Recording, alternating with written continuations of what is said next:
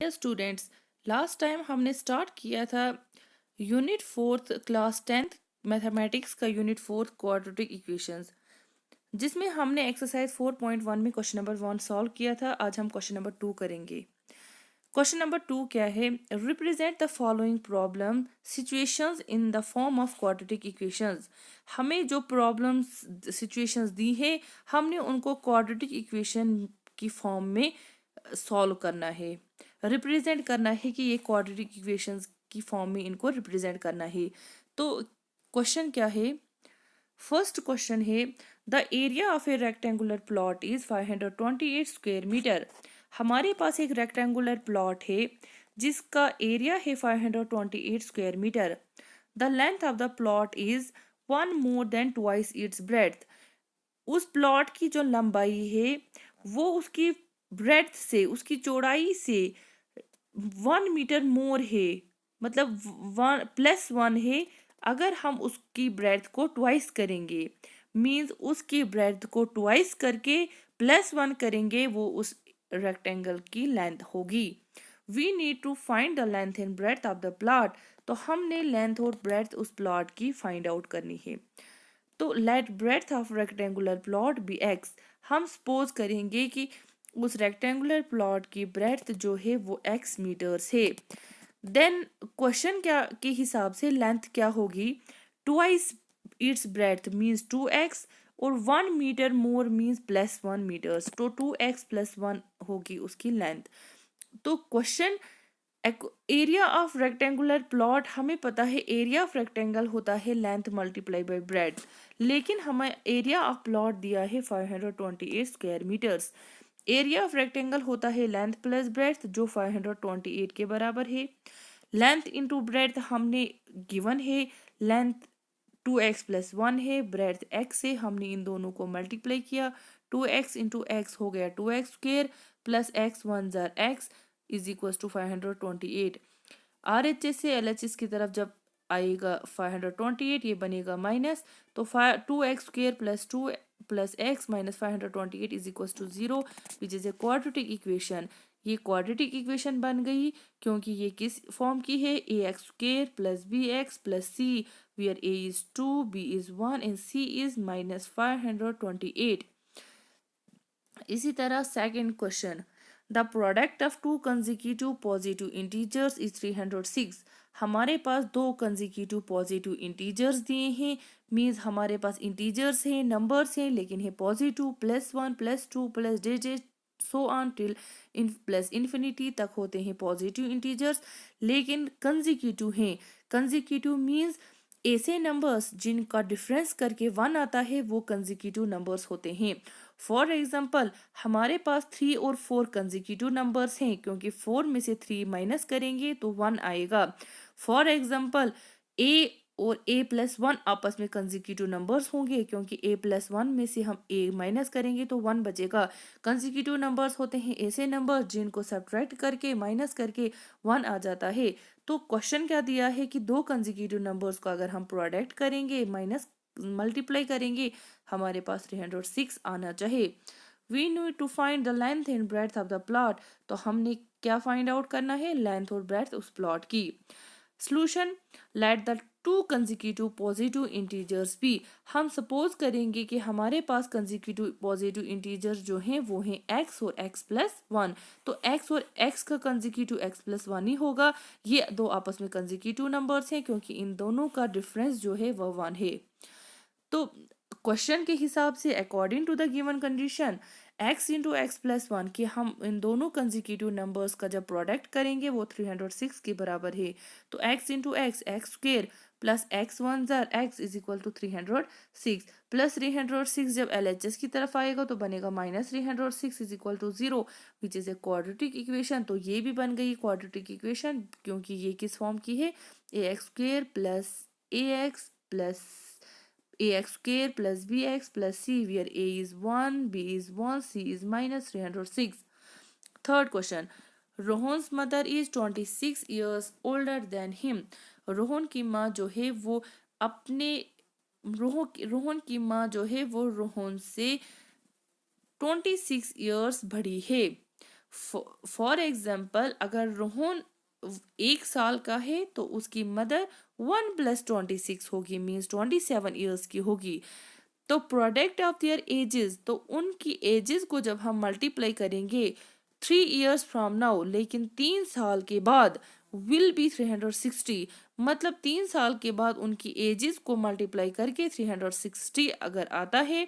We would like to find Rohan's present age, तो हमने रोहन की आज की जो प्रेजेंट एज है, आज की उम्र है, वो हमने निकालनी है।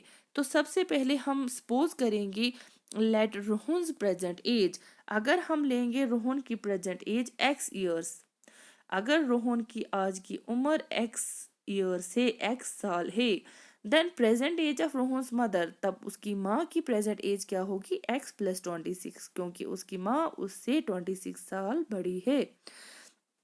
आफ्टर 3 ईयर्स, 3 साल के बाद क्या होगा, इसकी एज, रोहन की एज भी 3 साल बड़ी हो जाएगी, मीन्स x + 3।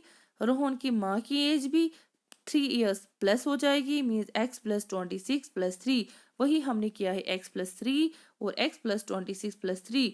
लेकिन 3 साल के बाद उनकी एज तो रोहन की ये है, रोहन की मदर की ये है जो कर्ली ब्रैकेट्स में है, उनको मल्टीप्लाई करके प्रोडक्ट करके 360 आता है।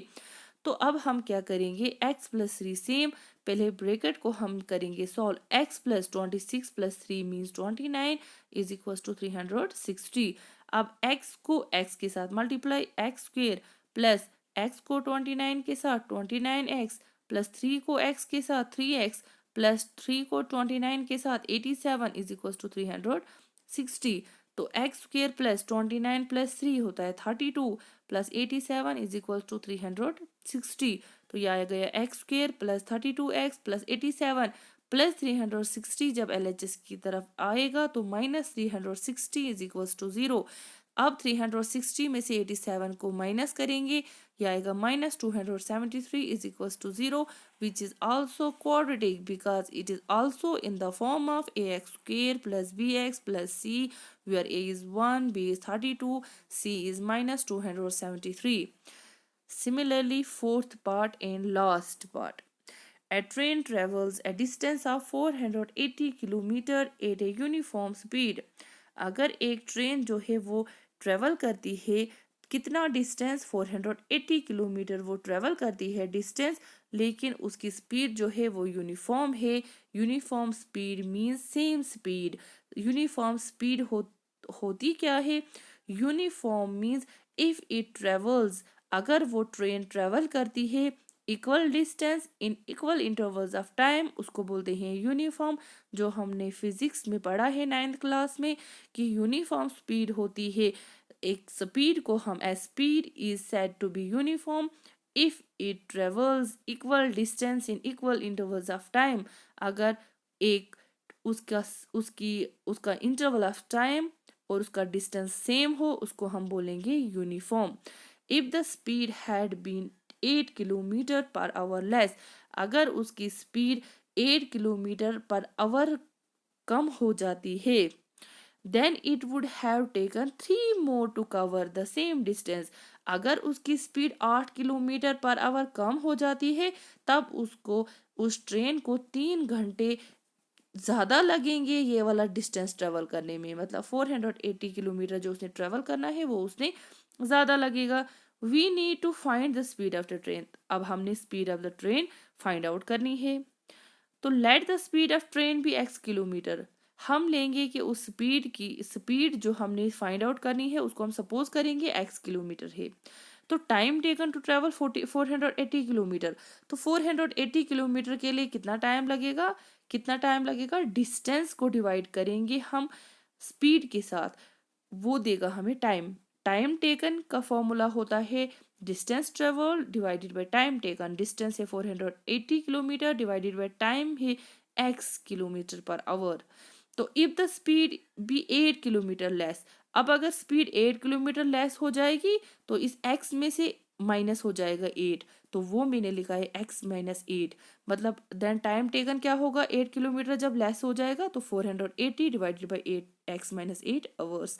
तो according to the given condition हमें क्वेश्चन क्या बोलता है कि 3 मोर टाइम, मतलब उसको 3 3 आवर्स मोर लगेंगे उसको वो डिस्टेंस ट्रेवल करने में। इसका मतलब अगर हम इसमें से माइनस करेंगे ये, तो हमारे पास 3 आ जाएगा।